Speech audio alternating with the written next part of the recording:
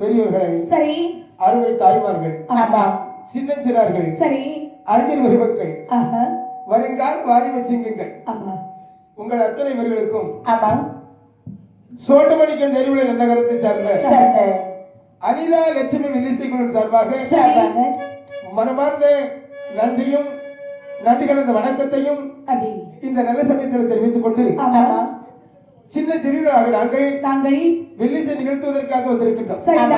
நாங்கள் நடத்தக்கூடிய இந்த வில்லிசை நிகழ்ச்சிகளை சொல் குற்றங்கள் இருக்கலாம், பொருள் குற்றங்கள் இருக்கலாம், தாள குற்றங்கள் இருக்கலாம், இலக்கண இலக்கிய குற்றங்கள் இருக்கலாம், மேள ராக தாள குற்றங்கள் கூட இருக்கலாம், பார்வையில் அழகு குற்றங்கள் கூட அதிகமாகவே தென்படலாம். இப்படி எந்த விதமான குற்றங்கள் இருந்தாலும் சரி தாங்களுடைய குழந்தைகள் ஒரு தவறு செய்து விட்டது.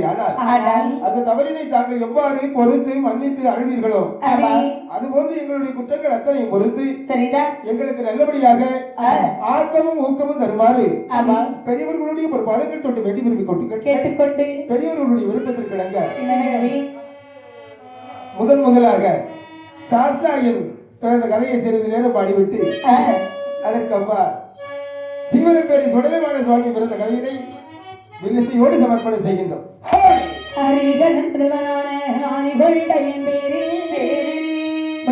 தமிழினாலே உகந்த நான் கதையாய் கோர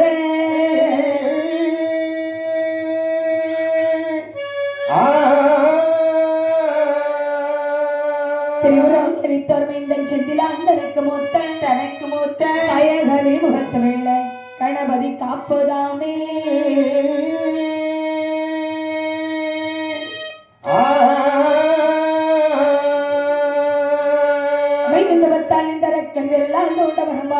வாங்கி செய்ய சிவனாரனை மருட்டி திருமாலரையை மகிழ்ந்து செல்ல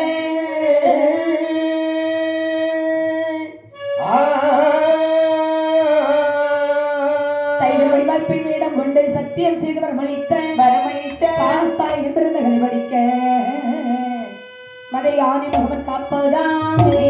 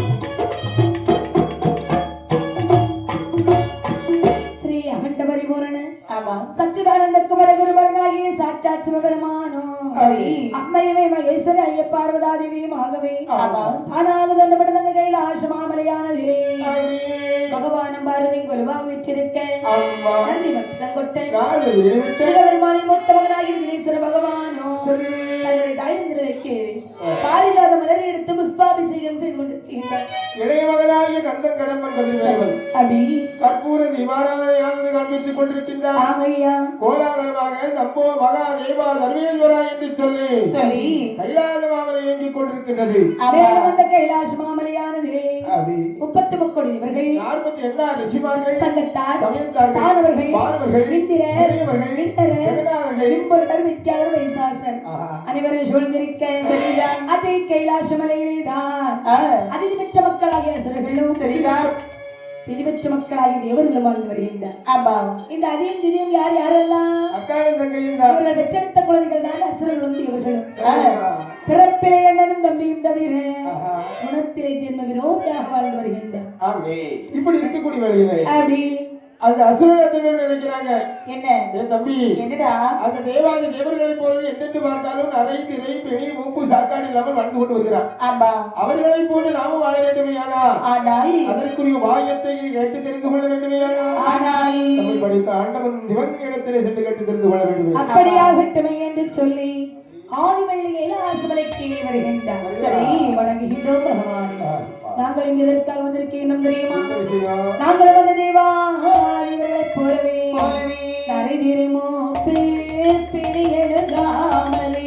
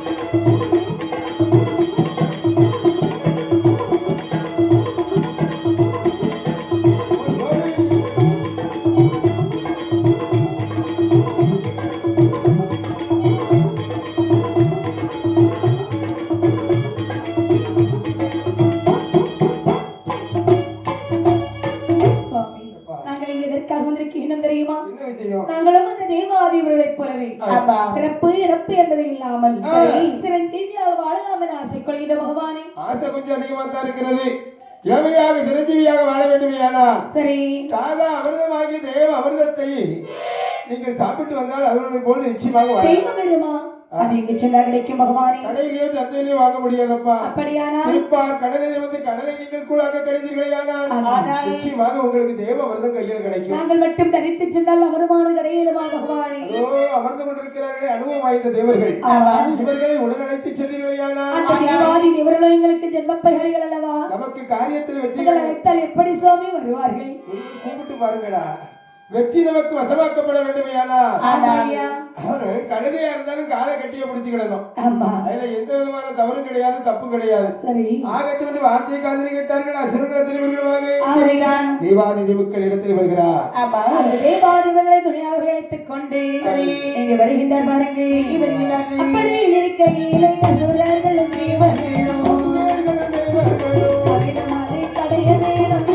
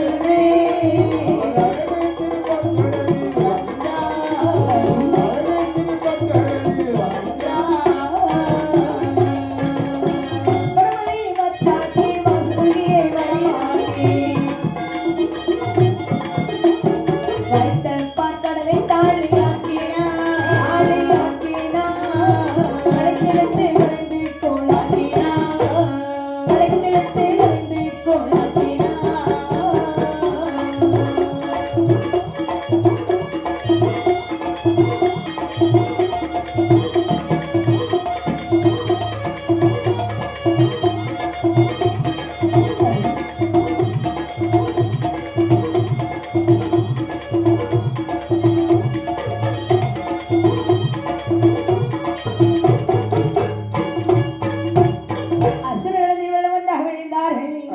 திருப்பார் கடலில் வந்தவர்கள் நினைக்கின்றார். என்னவா நினைத்தா? ஏன்னா டேய், நாம இப்ப இங்க எதுக்காக வந்திருக்கிறோம்? நாம இன்னைக்கு சாயங்காலம் வெள்ளுப்பாட்டுக்கு வந்திருக்கோம். அறிவு கேட்டவனே, என்ன? வாங்கிட்டு யாராவது கேட்டாங்களா? யாருகிட்ட? கடற்கரையிலே அசுரர்களும் தேவர்களும் பேசுகின்றார்கள். அவங்க பேசுறாங்க. ஆமா. சரி, என்ன சொல்றாங்க? அண்ணா, தம்பி, நாம இப்போ அமிர்தங்கரைக்கு வந்திருக்கிறோம். ஆமா, நாமளும் வீசின கையும் வருங்கையும் எல்லாம் வந்திருக்கிறோம். தான் வந்திருக்கோம். இப்ப என்னடா செய்யறது? டேய், கடல்ல சாட்டினா கடல் யாரையும் விட்டு வைக்காது. ஆமா. தேவாதி தேவக்கிடத்தில் எது கூட வேணாலும் விளையாடலாம், இயற்கையோட விளையாட முடியுமா? கூடாதப்பா. சரி, மொத்தமா சேர்ந்து கவர்ந்துருவோம். ஆமா. இந்த தேவாதி தேவக்கிடத்தில் இவர்களுமாக சரி சிவாய நிலை சிவகுருவை மனதில் நினைக்கப்பட்ட வேளையிலே ஆளி என்று சொல்லக்கூடிய கடலை தானியாக பாவித்தார்கள். ஆமாய்யா. பாமேர் என்று சொல்லக்கூடிய மந்திரகிரி மலையை கொண்டு வந்து வந்தாக பாவித்தார்கள். சரி. வாசுக்கு பாம்பை கொண்டு வந்து கயிறாக நினைத்தார். அசுரர்கள் ஒரு பக்கமோ இவர்கள் மறுபக்கமும் இழுத்து பிடித்த வருமானம் கிடைக்கும் போது என்னாச்சுது? என் பெருமாள் கண்ணனுடைய திருவருளாலே ஆஹா. சாகாமிரமாகிய தேவமிரதம் வந்து பிறக்கிறது. அதுவும் பிறந்த அமிர்தமோ மூர்க்க குணம் கொண்ட அசுரர்கள் கையிலே அகப்பட்டுக் கொண்டது. சரிதான். அமரமான கிடைக்காத தேவாதிபர்கள் மாயவன் நோக்கி விடைவிடும் போது பார்த்த மாய கண்ணன் இப்படி வெளியிடர் வாருங்கள். கண்ணன் வருமோ இனி போல் மாறா, கண்ணன் வருமோ இனி போல் மாறா, கருதிய சூரனிடம் போடா, கருதிய சூரனிடம் போடா.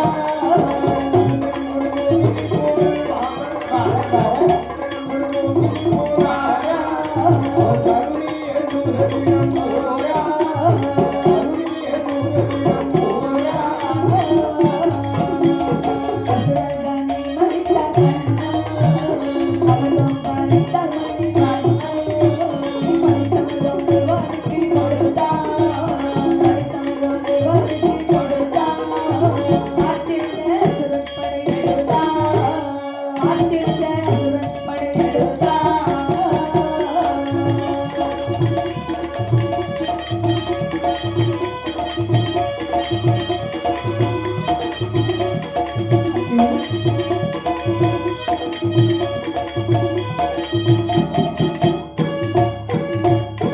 என் பெருமானாய மாய கண்ணனாகப்பட்டவரோ சரி.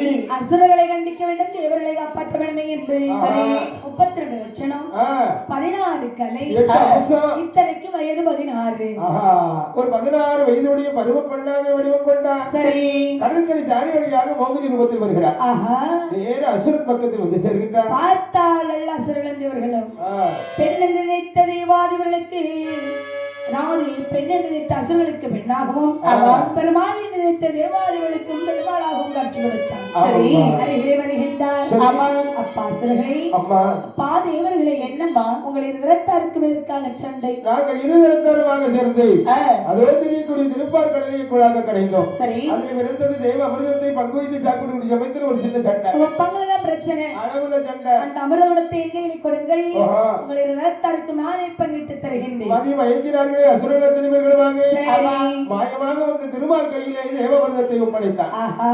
கையிலே வாங்கினாரே மோகினி ரூபத்தினை கொண்ட பெருமாள் தேவாதிபர்களுக்கு பங்கு வைத்து கொடுக்கின்றார். அந்த தேவாதி தேவர்களுடைய வரிசை முடிந்தது. தேவாதி தேவர்களுக்கு அமரவும் நேருகின்றது. மாயமாக வந்த கண்ட பரமாத்மா மாயமாகவே மறைந்தார். கூட்டத்தை ஒருவன் கண் திறந்து பார்க்கின்றார். பொல்லாத தேவாதி தேவர்கள் தேவ அமிர்தத்தை அருந்துவதை கண்டார் அல்லவா? சரி. ஆத்திர வந்தது இவர்களுக்கு. அந்த தேவாதி தேவர்களை பிடித்து அடி அடி அடி என்று அடித்து சித்திரவதை செய்கின்றார். சரிதான். எங்களோட பாகம் அமிர்தம் எங்கேயடா இருக்கிறது? அப்பா பார்த்தார்கள் எப்படி சொல்லுகிற பாருங்கள். அடே தேவர்களே, எங்களோட பாகம் அமிர்தம் எங்கே இருக்குதடா? இருக்குதடா. எங்களோட பாகம் அமிர்தம் எங்கே இருக்குதடா? இருக்குதடா. அகப்படும் உடனே எங்கள் பக்கை கண்டால் விடுவோமடா. அகப்படும் உடனே எங்கள் பக்கை கண்டால் விடுவோமடா. எங்களோட பாகம் அமிர்தம் எங்கே இருக்குதடா? எங்கே இருக்குதடா? கண்டால் விடுவோமடா. அடடா. கண்டால் விடுவோமடா.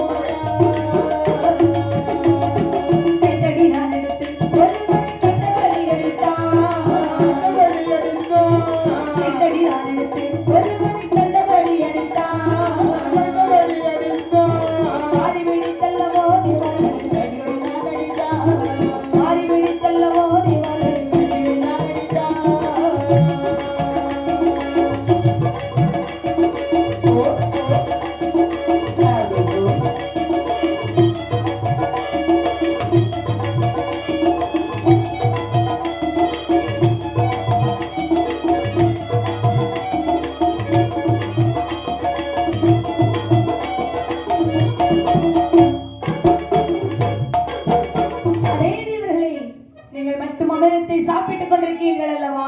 ஆமா. பங்கமிரம் எங்கடா இருக்கிறது? உங்களுக்கு என்னடா தெரியும்? அண்ணா, மயிலே மயிலே ரகு போடால் மயில் எண்டாவது ரகு போடுமா? மயிலை பிடிக்க வேண்டும், சரிதான். காலுக்குள் வைத்து மதிக்க வேண்டும், சரி. பின்புத்தான் இறக்கி ஒன்று ஒன்றாக விரித்தெடுக்க அதுவும் வேண்டும். சொல்லாங்க. அடி சேர உதவி அண்ணன் நம்பி யாராச்சும் செய்வாங்களா ஒருத்தரும் செய்ய மாட்டான், எந்த கிறுக்கனும் செய்ய மாட்டான் என்று தேவாதி விளையாடித்து துன்பப்படுத்தினார்கள். சரி. மறுபடியும் மாயவனை நோக்கி முறைப்படுகின்றார். மாயக்கண்ணனாகப்பட்டவரும் சரி. தனது கையில் நீங்காது தரித்திருக்கிற சுதீசன் என சொல்லப்பட்ட சக்கராயுதமானது சக்கராயுதம் எடுத்தார். பாதாள நாட்டை நோக்கி விடுகின்றார். சீரிப்பாய்ந்து வருகிறது சக்கராயுதமானது. ஆமையா, எதிர்த்தவர்களை எல்லாம் தலையோடு வேலையிருந்தது. சரி. பணிந்தவர்களை உயிரோடு விட்டுவிட்டது. ஆமா. இதிலே சாத்விகி என்று சொல்லக்கூடிய ராட்சசி அம்மையானவள் ஆனவள் துரத்தி வந்த சக்கராயத்தை கண்ணிலே கண்டு நமவும் நாராயணா என்று சொல்லி கும்பிட்டு வணங்கி நின்றது காரணமாக அந்தவனுக்கு மட்டும் சென்று காட்சி கொடுத்து விட்டு திருப்பார்க்கடலில் சென்று யுத்தமாடி மறுபடியும் மாயோட கையில் நீங்காது தரித்திருக்கின்றனர். நமவும் நாராயணா இப்படி இருக்க நினைத்தால் ராட்சசி பெண்கொடியானவள் அழிந்து போனதே பாதாள உலகமானது. அந்த பாதாள உலகத்தை மறுபடியும் அரசாட்சி செய்யணுமையானால் தங்களுடைய திருவருளாலே எனக்கு ஒரு அழகான ஆண் குழந்தை கல்பாவிக்க வேண்டுமே என்று பாருங்கள். சாந்தாலே தரிமெழுகி சந்தனத்தால் போலவிட்டாள்.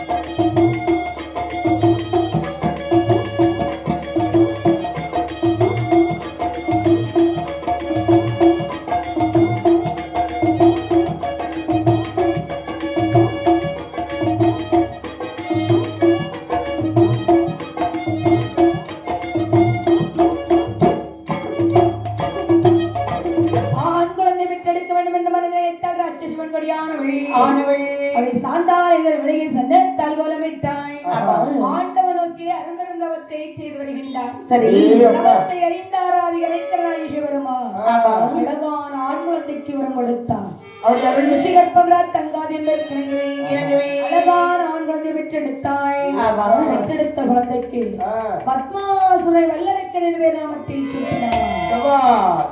அழகான ஒரு திருநாம பெயரை சூட்டுகின்றார்.